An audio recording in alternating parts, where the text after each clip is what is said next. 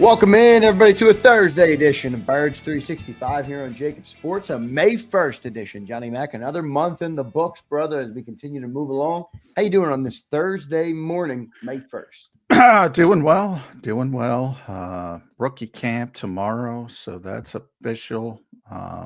Friday and Saturday, only Friday open to reporters for a little bit, similar to a regular season type atmosphere. We don't get to sit there for the whole practice. Not that there's much going on as far as real practice, but good to see the rookies. It'll be good to see the rookies. Tryout players always are interesting. Yeah, and it's a semblance of football. I wouldn't call it football, but guys are on the field. So. It's a smidge of football to some extent. So Johnny Mack will be down there for tomorrow. They'll do that Friday and Saturday. John, for the people who don't know, what is rookie camp? I don't know if everybody knows exactly what the heck goes on at rookie camp, what it's for. You mentioned the tryout players. They bring in a bunch of players that really weren't even undrafted or drafted to kind of compete in the rookie camp. It's another way to get a look at players. What goes on at rookie camp for the people that don't know? Yeah, I would best call it an orientation for the new guys. Try to get them up to speed. You have, limited time, and you're allowed to bring in. And now, none of the veterans could be there, so they can't be on the field with any of the veterans. Now, again, there's always contradiction. You can have some tryout players who are veterans. Last year, Perry Nickerson was a tryout player. Still on the Eagles, was on the Eagles practice squad through the Super Bowl, still on the roster. So you're allowed to you're allowed to bring in veteran tryout players, but none of the entrenched players. There's no Lane Johnson, Jordan Mailata, Jalen Hurts. They're not out there. So it's strictly the rookies. So Kyle McCord will be getting a lot of work. And they'll probably bring in a rookie tryout quarterback just to get through this session. So I would say orientation is the best way to describe it. Just meet everybody, get used to how they do things. Right. Coaches, position coaches, all that kind of stuff. Yeah, and a good chance for the whole draft class to get together at the facility. So they will learn their draft classmates, if you will. John, I think orientation is a nice word. So you'll be heading down there tomorrow. We'll be looking forward to hearing what you have to say about that. You said Saturday's closed off to the media, so you won't be going down there Saturday? Just Friday. So Friday, there you go. We got a great show planned for everybody today. That's the latest. Would be nice if it was Saturday for me personally, but no. Yeah. The tree stuff is rearing its head on you, John, isn't it? Yeah. I need some good luck. So it is what it is, though. Could be worse. We'll be praying for you, hoping Johnny Mack can make it through, make everything happen over there in the McMullen household. So we'll see what happens. That's the update, though, on Eagle Land in terms of when the guys are getting together. I know everybody's excited to kind of see some of the rookies out there. You won't see Jahad Campbell running around much, but I'm sure he'll be present. So it'll be interesting to see that. We got a great show planned for everybody. Good to see everybody in here. Hit that like button for us if you're watching on YouTube. If you're listening to the podcast, don't forget to leave a review. I had great podcast numbers in April, so thanks to everybody over there who listens to the show as well. John, we got Rick Saratella on today, so I'm looking forward to hearing him break down the draft. I'm really excited to talk to Rick, John, because remember, he was the one draft guy that was high on Shedeur Sanders.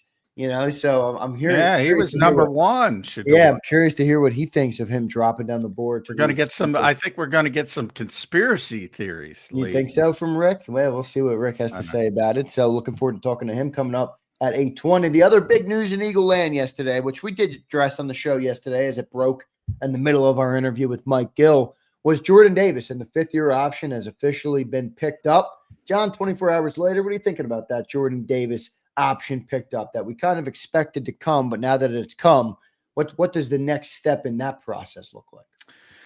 Yeah, I think the next step is playing the season, seeing where they are, seeing how the season went, and then trying to figure out how you're going to get a longer term deal done in the positive fashion, or if you're just going to get that one last season, bring it out and go in a different direction. So I wrote about it at SI. If everybody wants to check it out, tried to cover every angle. I've been talking about it on the show. For those who listen to the show, very difficult decision. I think misunderstood, not in the building, outside the building, but inside the building. It's a difficult bit. It's more of a business decision than anything else, I would say. Like if we're up to Vic, you'd say, yeah, I want this player. Right. If money didn't matter. Exactly. Because everybody's so hyper focused. And I've said this, and I saw it a couple times yesterday. It's about, well, he only played 37% of the snaps, and that was down. I'm like, it's down because they're successful on first down. Right.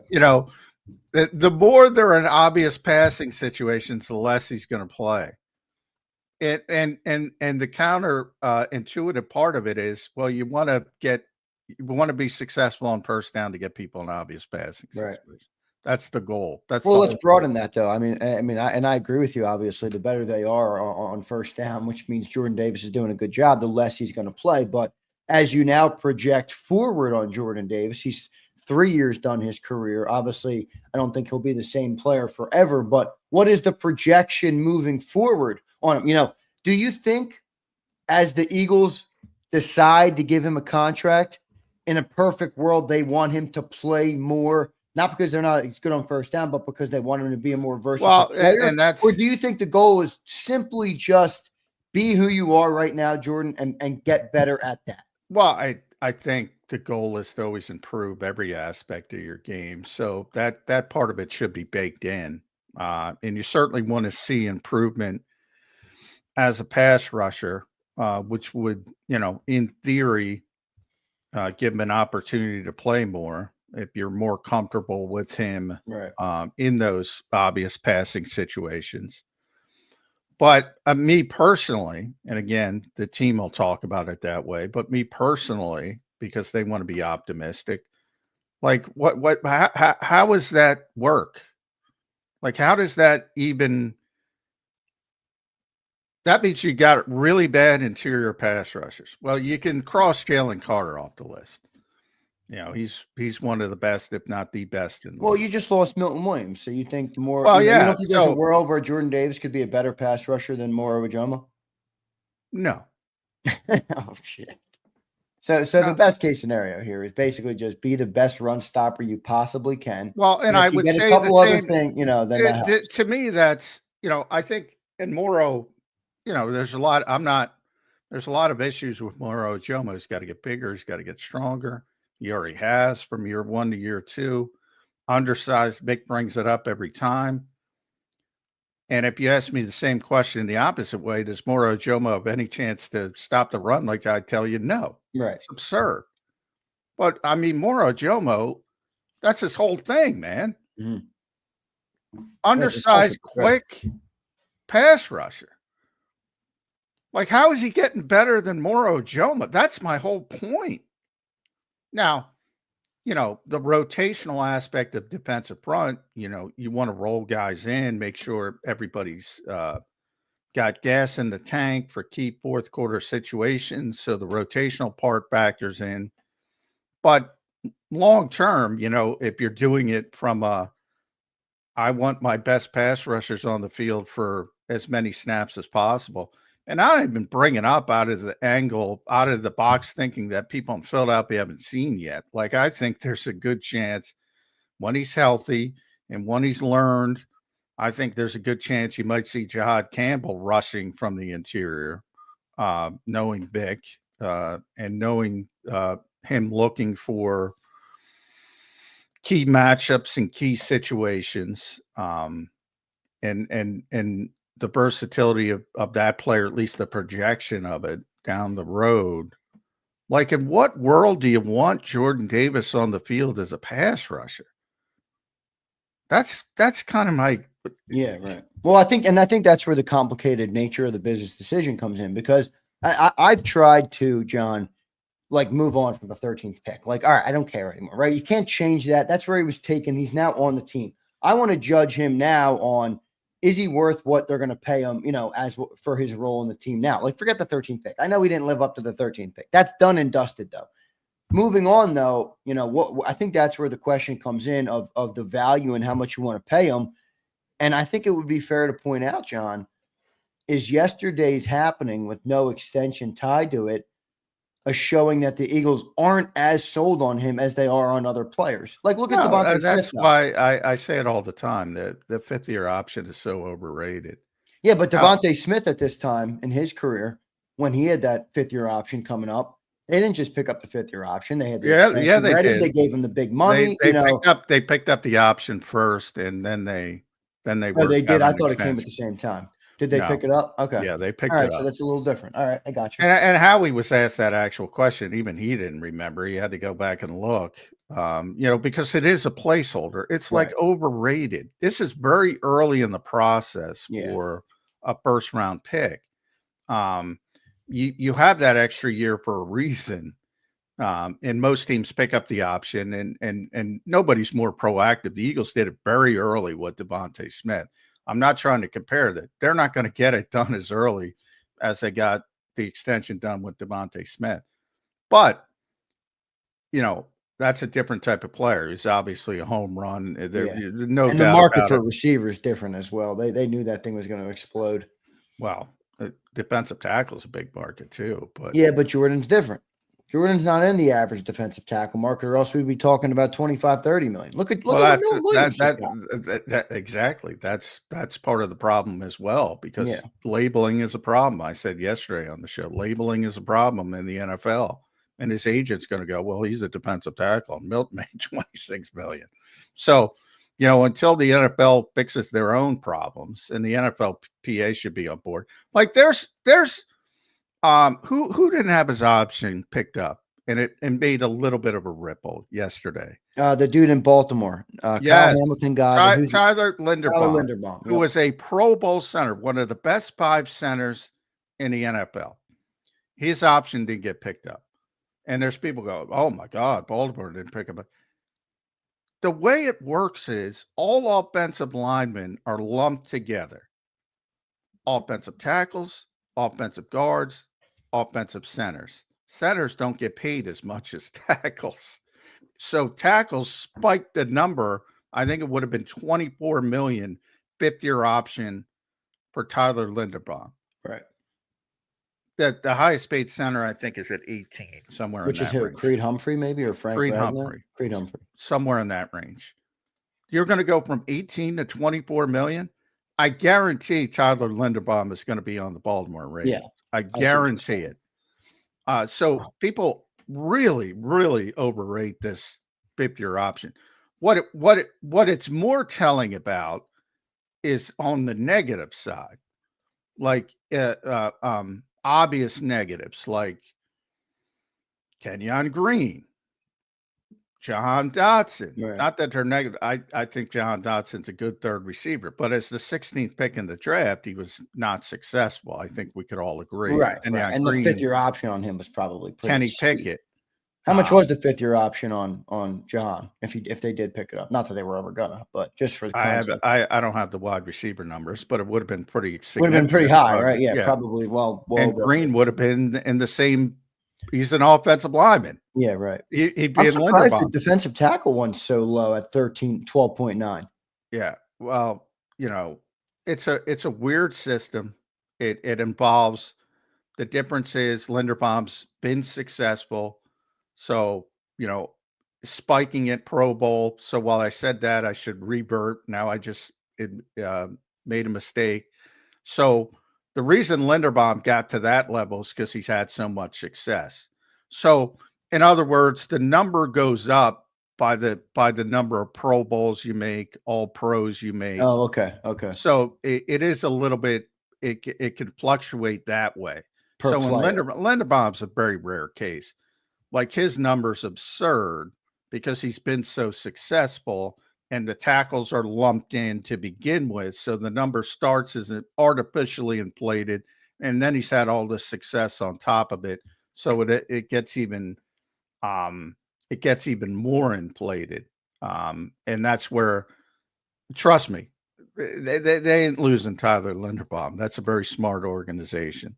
So the fifth-year option, I've been trying to say it all this way. It's not that big of a deal, other than from a negative fashion. If it's obvious you failed on a player. Yeah, or When if it they comes, didn't pick it up, it would really tell you maybe what they thought you were. well, not in the case of Linderbaum, it doesn't. Yeah. So it But based on depends. the context you just explained, like, your Linderbaum, that is as good as he is, he's not 24 million. Jordan Davis was only 13. Like, if you identify he wasn't worth the 13 million, I think that would be a bad thing. Yes, and Yeah. that's where the Dotsons and Greens and Pickett's, and Right. I'm using them as an example because the Eagles either have them or had them, but they were not successful first round picks. So you're not picking up their fifth-year option. So from that standpoint, there's some import to it, but that doesn't mean if Kenyon Green has a good season, wins the starting right guard spot, becomes Mekhi Becton, that the Eagles won't try to bring him back. Now, if he plays that well, they probably can't afford him because they're paying the other for it. But that's Right. in a typical situation, that's because the Eagles are so talented.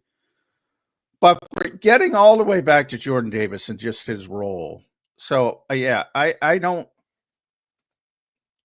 The point is, Vic always wants this type of player. And I saw a lot of people say, well, maybe Vic knows that he could stop the run with four people. Man, that's not how it works. That doesn't translate from week to week, never mind season to season. Right. The fact that the Eagles were so successful stopping the run, and that's always the goal. That's always the goal. Vic wants to stop the run with as few people up front as humanly possible. Yeah, So right. That's keep ideal more scenario. We can stop the run with 4 men. It's just not as easy as exactly. it sounds. However, even last season, you can go back to week 3 in New Orleans, because I remember writing about this when he rolled out the 6-man front. New Orleans in the first 2 games was averaging over 200 yards rushing. Everybody's like, oh my God, how are they going to stop this? Remember when the running game? Saints were the best team in the NFL for a hot minute? How are they going to stop this running game? And Vic was worried about it, and that's why he rolled it out. 6-man front. Forget about 5. I know, that's insane. Who'd they have in that 6-man front? I don't even remember. Jordan, Ajomo, Milton, Carter, Nolan, and Sweat. And Bond's a part of it as an overhang player. It was different people rotated in. Yeah, right. But the point is, and he's done that in the past. He did it to the Rams. He shut down Sean McVay famously during the Rams' first Super Bowl season when they lost to the Patriots, and they were the best offensive team in football. He shut it down twice because Bill Belichick copied it in the Super Bowl. He shut down their running game with that 6-man front. Like, he'll roll it out. That the whole point of his defense is it's very layered, and he wants to have multiple fronts. He wants to be able to play 4, 5, 6, depending on what he needs in a particular week. So the idea that, they stopped the run this year with 4 guys for the most part very effectively, and they did. And by the way, Jordan Davis is a big part of that. It's not like he doesn't play at all in 4-man fronts. He plays the vast majority of his time in 4-man fronts, but it's usually early downs.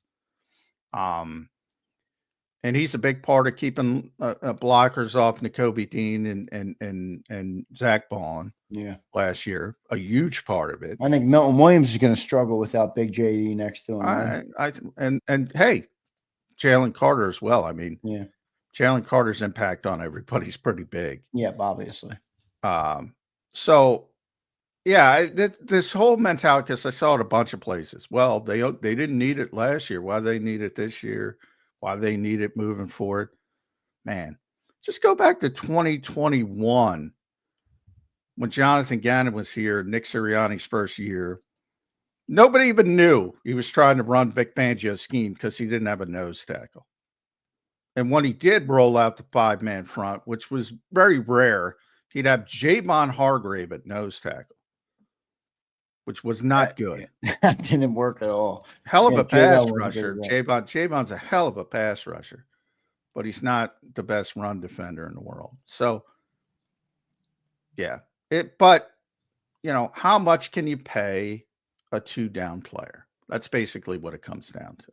Yep. Good stuff there, John. I was real quick.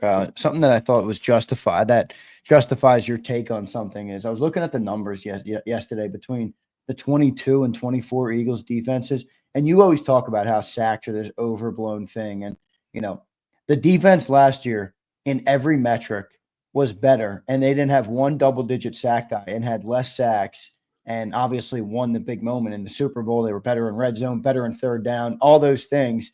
And everybody loves 22. Well, everybody loved 22 because of the big sack numbers. But I did think that was funny how last year they did the little things right. Well, I think No it's funny. double-digit sack guy last year, though. That's pretty crazy. It's a valuable thing to be that good as a defense and not have that huge of an edge rusher, getting 10 plus sacks. I think it's the ultimate irony that in Philadelphia, of all cities, they won a Super Bowl and did not blitz.